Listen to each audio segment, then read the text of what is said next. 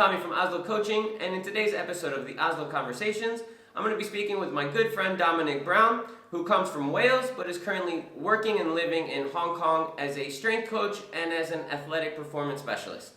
I met Dom in Hong Kong where he was giving a presentation on youth in the strength room, and I went and observed him at his school. We sat down, we talked, we exchanged a lot of ideas, and we share a lot of common ideas on how kids should be exercising. So in today's conversation, we're going to be going over Dominic's experience in working in a K through 12 school and running a weight room specifically for the kids, but we're also going to go into some of the topics such as working out during the pandemic and what people can do to get fit and stay healthy throughout the year. I hope you enjoy our conversation. We'll get started now.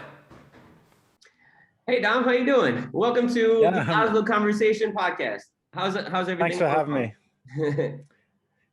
Yeah, thanks, man. Thanks for having me on. It's good to see you. And finally, we got around to recording this. It's been a funny few weeks with everything going on, but it's good to finally get this done.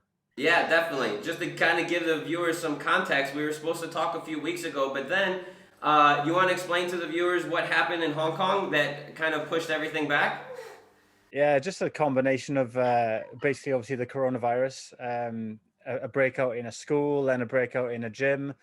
And both my wife and I, well, my wife works in school, I work in a gym. Yeah. So yeah, just things got a little bit messy for a second.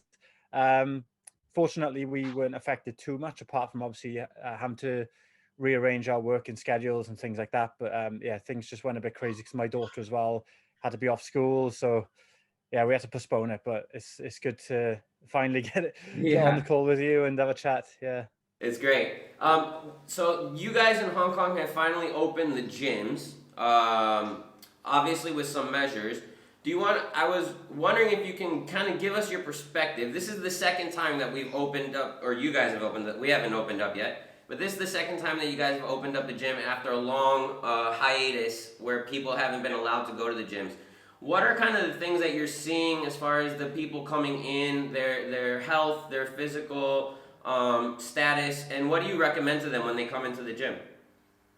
I think for the most part, they're pretty good in terms of their fitness levels, because in Hong Kong, we've got some beautiful trails. You know, people will get out and about, and whether that's going for a walk or, you know, doing some hikes, generally people have been okay at that. But what tends to happen is people forget that if they haven't done any lifting or strength work, for example, for 4 to 5 weeks, and then they try to go back in at the level where they were when they stopped, it can cause some issues. I mean, like general injuries or some tendonitis, maybe because they're using, the kind of tendons in a way that they haven't been used in a while. And but people kind of forget a little bit. They think, oh, I've still been active, so I'm okay. Right. Whereas if you were back squatting, say 100 kilos, and you go back in expecting to do the same thing on your first session, it's not going to work. And I think one of the main takeaways I would say is people, if you're getting back into the gym, is just take it gradually and work your way back up. Not saying start at zero again, but maybe start at like a 70 or 80% of what you were doing before. Yeah, that's actually how I threw out my back the first time I went to get married. I had like 80 kilos on the bar before I got married. I don't know if it was the marriage or not, but I went back into the gym 3 weeks later, went to squat the same amount of weight, and that was 3 weeks, and I threw out my back. So I think that's great advice to kind of gradually build yourself back up to where you were, because no matter how much you do at home, you can't put on the same weight that you can at the gym. So that's... No, and yeah, for the most people, I mean, unless you've got that equipment available at home, which some people do, but it's rare. It's rare that you have that.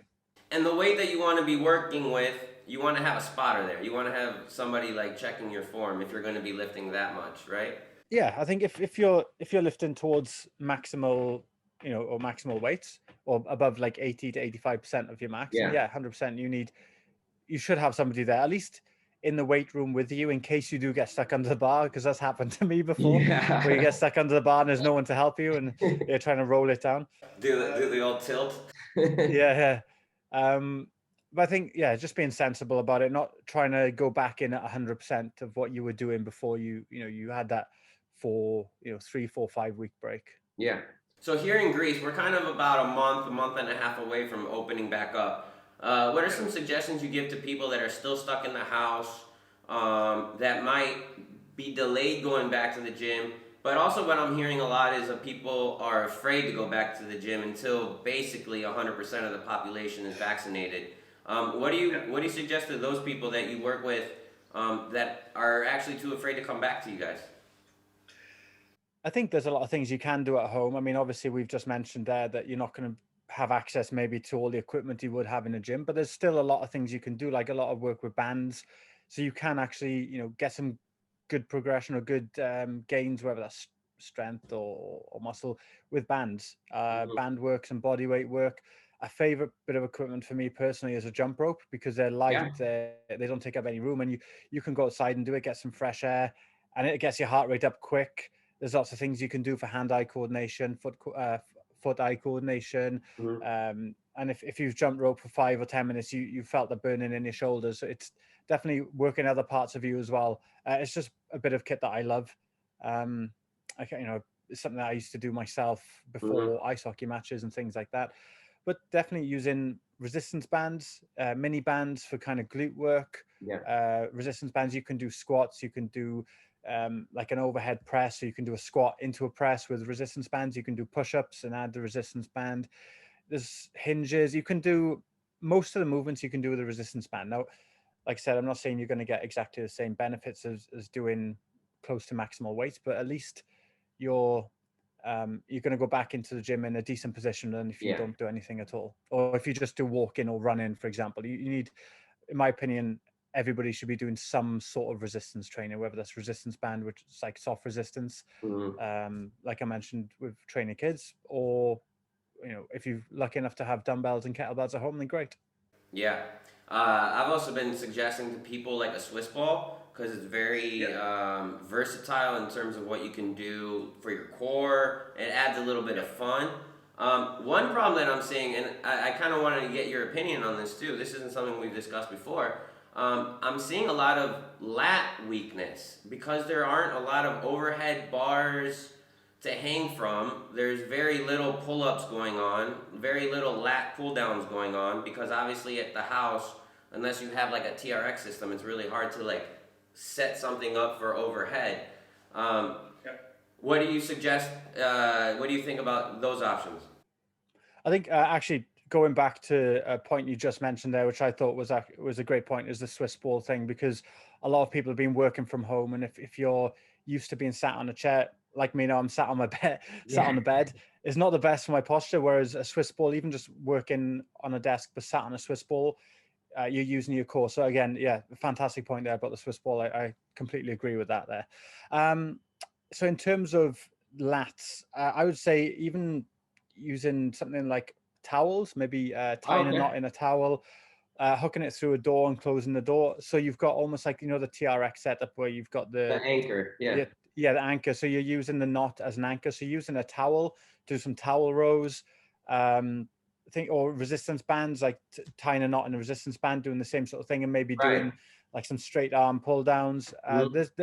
There are things you can do there without the having a pull up bar or a tree to hang off. Yeah. Or even things like prone AEWs and Ts. You can Mm-hmm. do that's one of the favorites for me, especially for people coming back or people that work in the office, which are generally 80 to 90% of my clients at the moment work in a office environments. They're sat down on the computer all day, so trying to open up the chest and work on that, Yeah. the posterior shoulder, upper back kind of stuff.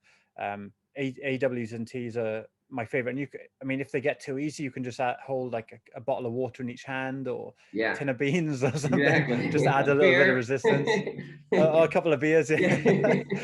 But obviously, I think they'd be empty if they were at my house. Yeah.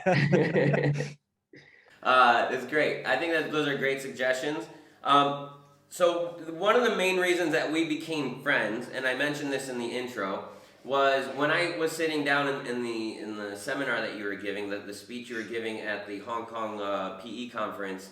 Um, you really started out strong with the whole busting myths surrounding youth training. And because me as a PE teacher and also somebody who deals with youth training, I thought it was great that somebody was, um, you know, campaigning for kids to get in the weight room because there's a lot of myths out there that it's going to harm your children.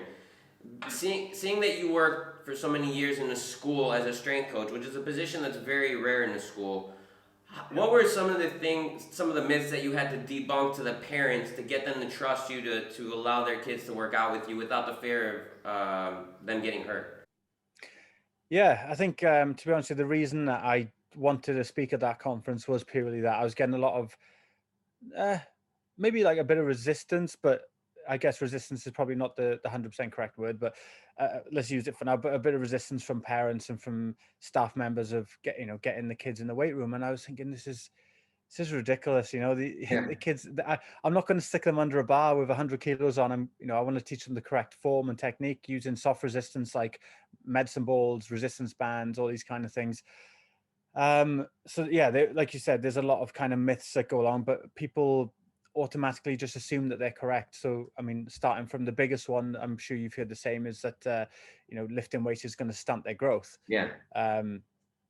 So I talk about the reason that started was in the 1970s, a New York Times journalist went to Japan and he noticed there were child laborers in the fields doing manual labor, and they were short. So you talk about kind of correlation not equaling causation. It's like, yes, they're short, but there are many other factors that contribute to them being short. For example, in general, Japanese as a race are maybe shorter than Americans. Mm-hmm. You've got the fact that they're children, so they're going to be short anyway. They're naturally short, right? Yeah, they're laborers. They're working long hours in the fields, lifting heavy objects. They're probably not their nutrition is probably not 100%, so they're probably lacking a lot of minerals and vitamins, protein. All these other factors kind of almost got forgotten about, and for me, I was just like, that's absolutely ridiculous. As long as you've got a progressive, structured plan that's kind of supervised or run by someone that's qualified and knows what they're doing, there's no reason the kids shouldn't be in the weight room. So that's one, like the stunt in the growth thing, and I kind of try to not, I guess, disprove it, but give them the reasons why that came about. Yeah. That journalist went back to New York or to America and published it, and then that got applied to the fitness industry. And if children lifting heavy objects, and they're short, that means that if they're doing stuff in the gym, they're going to be short. Yeah. So yeah, I kind of talked about that for a while, and it was just ridiculous. There was a lot of things there that just didn't make sense. And then I kind of looked further into it, and there were things like, people saying, "Oh, children's bones are soft," and it's like, well, yeah, but they get stronger through compression. Resistance, and yeah, exactly. That's how they get stronger. And again, you're not going to be putting kids under such extreme weight that it's going to cause their bones to snap. If you're a lunatic, and I mean, there's other issues going on there. Then there was the whole being injured in the gym and stuff, and the fact that injury rates in gyms are so much lower than many other sports that kids will do on a daily basis, like football, rugby, basketball, soccer, gymnastics. They're running full speed into each other. Yeah. And most of the injuries from weight rooms are actually either kids dropping weights on themselves or getting fingers caught between weight stacks on pulleys and cable machines. So it's not even really related to the actual act of lifting weights. It's because either they're messing around or they're not putting things back properly or not watching what they're doing. And again, if you've got someone there supervising or telling them how to do it correctly, then it's it's less risky, if anything, than other sports. And then you've got the transferability of, being strong things generally don't break. So if they're stronger, the chance of them getting injured when they play football, rugby, netball, gymnastics, whatever, is decreased as well. Of course. Yeah, I totally agree. And then like the shortness, the correlation that you mentioned in your presentation about like Olympic weightlifters, that they're short, and then you get into the physics of it. It's like, yeah, you have a competitive advantage if you're short. That's like saying sprinting makes you tall because the world's best sprinters are tall, so like automatically just sprinting is going to make you tall. Those kind of correlations drive me crazy. No, I think you bring up some great points. Also, what I saw from you when I came and observed you at your school was that when the kids came into your space, they had a routine. They had a set of rules on the wall that they were very clear. Like I think you actually had them pass a test before you allowed them to actually participate in the room. So it's like letting kids in a workshop where they're cutting wood. There's going to be saws. There's going to be dangerous objects around. But if you train the kids how to use them, you shouldn't really have a problem. Yeah, definitely. Yeah. Just going back to that point there, I think setting the culture for me, because I was the first strength and conditioning coach at that school, um, and I basically had a blank canvas to work from, so I could essentially do what I wanted. But what I wanted to do was not make superstars or sports stars out of these kids, was to give them the tools so when they went on to college after they finished secondary school, that they had good foundations and good basic principles of how to squat, how to hinge, how to press, how to row. They had, good technique, and they wouldn't go into college broken. So yeah, you Yeah. mentioned the kind of physical competency test there, which was not really so much a test they had to pass to be able to join the program or to be able to use the gym. It was basically they had to get over a certain score so they could use a barbell. So Right. we They would have to still do earn it. squats. Yeah. Yeah, you have to earn it. If you're physically capable to be able to do X amount of pull-ups and push-ups and hold a plank for a set amount of time and be able to do over 40 body weight squats, body weight plus 10% squats in a minute, then you should be physically capable or physically competent enough to use a barbell. Yeah. But again, that's even if you pass the physical competency test, that doesn't mean, okay, now here's a barbell. It just means that you can use a barbell, but until I see you squat with good form Yeah. or do things correctly, I'm not going to give you a barbell. You can do soft resistance bands and things like that first. And even then, you can use like a training bar, like a 7 kilo bar instead of the 15 or the 20, and they still get that sense that they're lifting weight. And they have these big like plastic 5 kilo weights that look really huge that you feel like, oh look, I'm lifting a lot of weight, and actually it's 5 kilos. It just takes up a lot of space. We had the 10 kilo bars. We had the 10 kilo training bars and those the AZLO trainer plates, the bumper plates that you mentioned there, the 2.5 and the 5 kilo ones. And I mean, the kids loved it. But then it was also a good way to teach them correct deadlift form, because Yeah, the obviously height. if you put this, yeah, exactly, you need that the starting height to be correct. Because if you Yeah. try to teach, I mean, some of these kids were tall as well. You had like 6'3", 6'4" kids. If they've never been in a weights room before and you try to get them to do like a deadlift with the small 2.5 kilo plates on the side of a barbell, it's not really the No. right position for them, No. and No. it's awkward anyway, especially Yeah. for the taller kids. Even for us. So we had also had trap bars as well. Yeah. Even for us, like I don't feel comfortable with the small like 2.5. You have to go even deeper. It's not so comfortable. That's actually a good segue to the question that I had next, which was again, I mentioned this, that being a strength coach at a school is not really something that you're used to seeing. Not a lot of schools invest the time and the money that they should into a proper weight room, into a proper strength coach, which isn't just to get kids strong, it's to improve your athletic department, it's to improve the general overall health of your students because they have a place to go and exercise. What are some of the benefits that you saw in your years in Hong Kong at the school that really showed you that what you were doing was making a difference? Like, what were some of the growth and the development that you saw in the kids over your years at the school?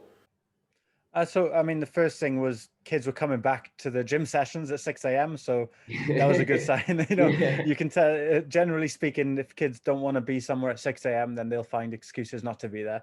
Um, but to be fair, I worked very closely, especially with the swimming coach there, who at the time was Olympic and Commonwealth gold medalist Mhm. in the pool. So he understood the benefits of strength conditioning. So we worked pretty closely on the swim team coming down, and they once they got into a routine, I explained to them it's about the long-term process and trusting in the process and not thinking that after 2 sessions you're going to go and swim PBs in the pool. Yeah. But after a while, once they start to get into that point where they start getting stronger and things, just notice it in the pool. You can see them; they're swimming faster. Obviously, that's not 100% down to the S&C program. They're doing stuff in the pool as well, but you could see them. They were getting faster, stronger. Their turns were more explosive. Mhm. Their starts were quicker. They would being able to swim faster underwater for the first 15, I think it's like 15 meters you can swim underwater. Yeah. I could be wrong there, but yeah, you can just, and I used to go to the swim meets as well, and I, just seeing the excitement on these kids' faces, when they look up at the board and they see they swam a personal best, and they might finish 8 out of 8, but for them, they were hitting PBs. So from that kind of performance side, that was really good. From another aspect as well, kids were more robust. They were having less injuries. So Mm-hmm. again, a very important kind of aspect of strength conditioning is the injury prevention. So, we've seen less kids being taped up around their ankles, around their knees, less kids having bad backs, that kind of thing. Kids were taking more interest in what they were eating, because I Right. ran a program on a Wednesday afternoon where we would talk about different aspects of essentially sports science. And the reason that I started that up was because I kind of saw the opportunity these kids had. And I wish that I had that opportunity when I was like 10, 12, 14 Right. years of age, Yeah. where having a strength and conditioning coach, and I was like, right, what do I know now that I wish I knew then?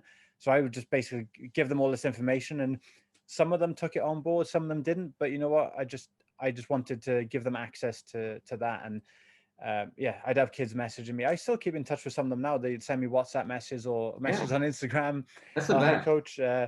Yeah, just I'm going for this summer, applying for colleges, and they want to know, can I send them an S&C program for when they're training before they go to college and all this kind of stuff. And it's just a good feeling, really, for me to have those kids I coached nearly 2 years ago now, a year and a half ago, Yeah. kind of still reaching out and asking me questions and things like that.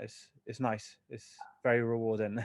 Yeah, I have kids from my first year as a strength coach at a school. We did an after school strength program here in Athens at ACS.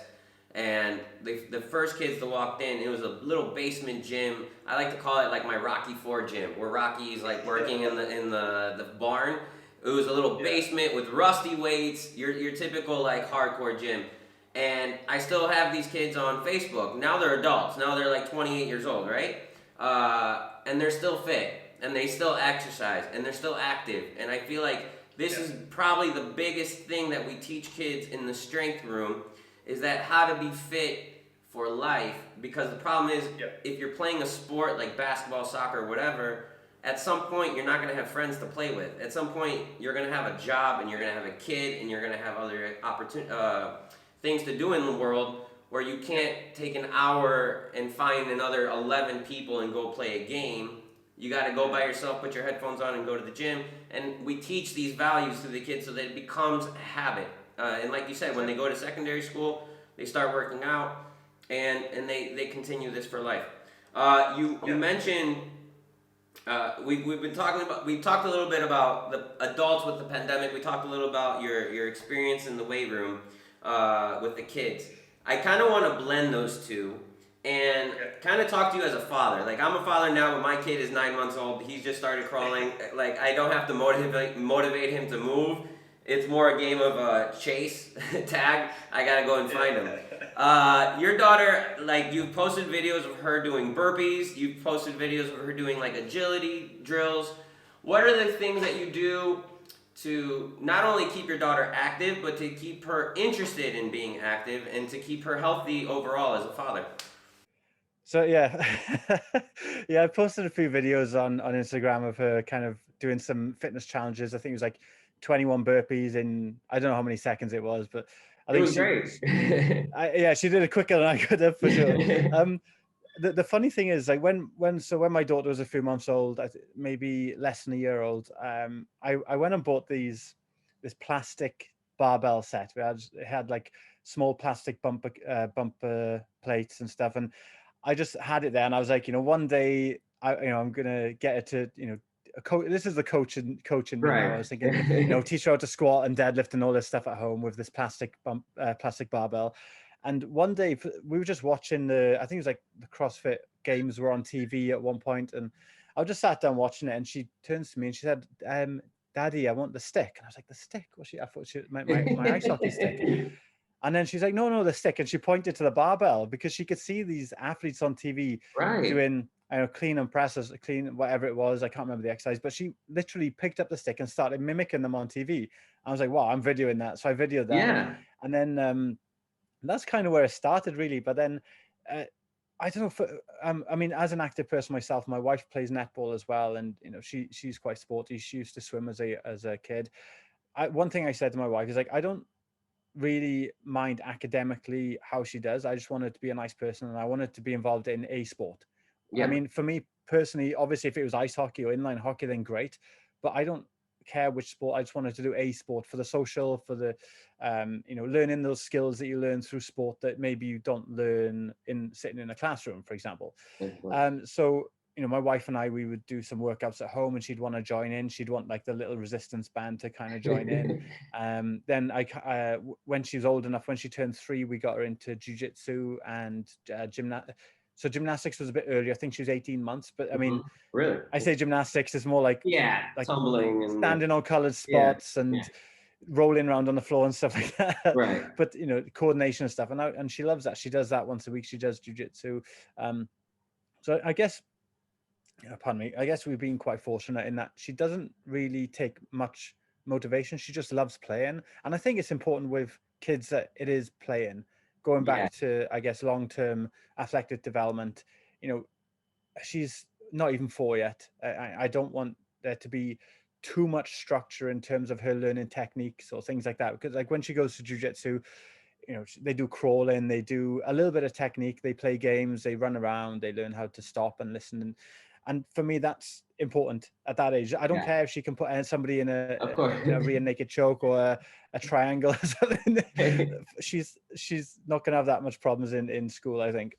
But yeah, just she's quite self-motivated just because she loves playing, she loves running around, she loves being active, she loves going on a scooter. Yeah, I've tried to get her kind of roller skating. She loves that because she can see other kids doing it. yeah, So I think as a father, going back, I think just making it fun for them and making it a game. Like for her, picking up that plastic barbell was a game because there were people on TV doing it and she was copying them. right, When my wife and I were doing workouts, it was a game because she wanted to join in and she wanted like to do what mommy and daddy were doing. right. Things like that. Yeah. Leading by example is a great motivator, I guess, huh? Yeah, trying to. Yeah. Right. You made a reference now to how you don't really want to train your daughter as a professional athlete. And this is something that we mentioned. You actually had me on your podcast about a year. I think it's almost a year anniversary from our podcast. It probably would be, actually, yeah, it's around that time. And we were talking about athletic development for kids. And I know this is something that this is kind of like one of your passions is really working with youth athletes. What is some advice that you would give to youth athletes? I kind of want to get away from the pandemic now because everybody's kind of going back to sports slowly. What is some of the words of advice that you give to your youth athletes? And then I'd like you to close kind of with your message based on what you're doing now and what is really the message that you want to kind of put out in the world. Sure. Well, that's a big ask. Right. So I think for any youth athletes listening, I think having somebody that knows what they're doing in terms of teaching you the right technique is super important. Whether that's a personal trainer, a strength coach, or PE teacher, whatever, as long as they're teaching you the right technique and not making things too specific to your sport, because obviously the way or the reason that people get injured doing sport is doing something their body's not used to. So if you only ever practice one sport or do one thing that's related to your sport, then the injury risk is increased. So doing maybe a range of different sports, different movements is important, but then also learning the right technique to squat, to hinge, to press, to row, and having some good core stability and strength. I think those are important things, but also enjoying it. Make sure you're enjoying it and having fun. Like I mentioned about my daughter, it's not, I mean, ultimately you want to be playing sport for a long time. It's not about making it a professional or professional career, because very, very small percentage of people actually make it play professionally. So doing a sport you love, like I still play inline hockey now with my mates, and for me, playing with my mates on a Tuesday night is so much fun because everybody in the league is kind of around the same age. You know, we've got some youngers and some older ones as well, but everyone in the league plays for fun. No one's there thinking that they're going to be playing in the NHL, for example. Right. Whereas I think some kids are maybe given some advice or pressure from parents or coaches saying to them, "You're going to be the next big thing. You're going to be the next big thing," because for the coaches program, you know, it helps to have those athletes that go on to big things, and that's great. But realizing that not everybody makes it to the pros. How many are going to make it to the pros? One? Yeah, it's like less than like 1%, less than Yeah. 0.5% probably. Right. So I think just playing for the right reasons, having fun, and just enjoy it. And I'm sure that if anyone's listening and they've got questions about youth athletic development, they can reach out to you or they can reach out to me. I'm more than happy to. I'm going to chat add about your info underneath in the comments. Excellent, right here. So yeah, in terms of what I'm doing now, so I'm working at a great company called Joint Dynamics in Hong Kong. Fantastic. Basically started off as a physiotherapy company, but now we have personal trainers, strength coaches, osteopaths, body workers. We've got a wide range of really talented coaches and clinicians.